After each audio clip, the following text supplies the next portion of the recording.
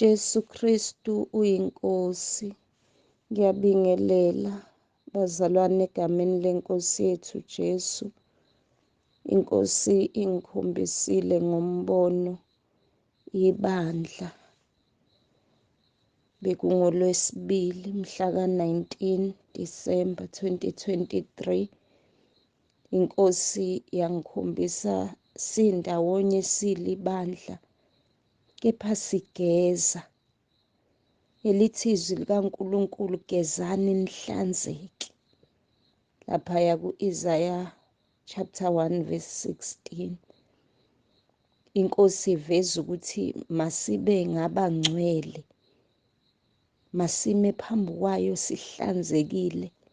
NoJehoshafati siyakhumbula laphaya kwiziKronika zesibili chapter 20, bazalwane, ukuthi kuvesi 21 wakhona liyasitshela izwi likaNkulunkulu ukuthi uJehoshafati wamisa ababezohlabelela kuJehova ukuba bemdumise behlotshisiwe ngobungcwele.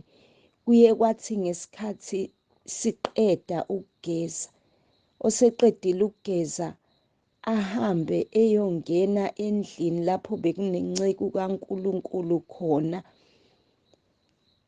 Bese ngiyabona sesiyadumisa kulezi insuku nje. Inkosi embonweni enginikeza yona iveza sidumisa, kodwa isigcizelela ngalombono ukuthi masimdumisa uNkulunkulu, masimdumise singcwele, masibe ngabahlotshisiwe ngobungcwele. Kungahambi ngokuthi unevoyisi emnandi, unephimbo elihle, akukusebenzeli ukulunga lokho. Iphimbo lakho elihle malizoba lihle kodwa ungaphili impilo engcwele, kodwa uNkulunkulu mayekubheka ekubona ungcolile, noma ungamdumisa kangakanani, yazi ukuthi akukusizi lokho. Indumiso yakho akayithokozeli uNkulunkulu. uNkulunkulu ufuna simdumise sihlanzekile, njengoba beveza ukuthi masize ebukhoneni bakhe, uma siletha indumiso kuyena, masizihlanze, senze isiqiniseko ukuthi sigezile, singcwele, singami phambi kaNkulunkulu singcolile. uJesu Kristu uyinkosi.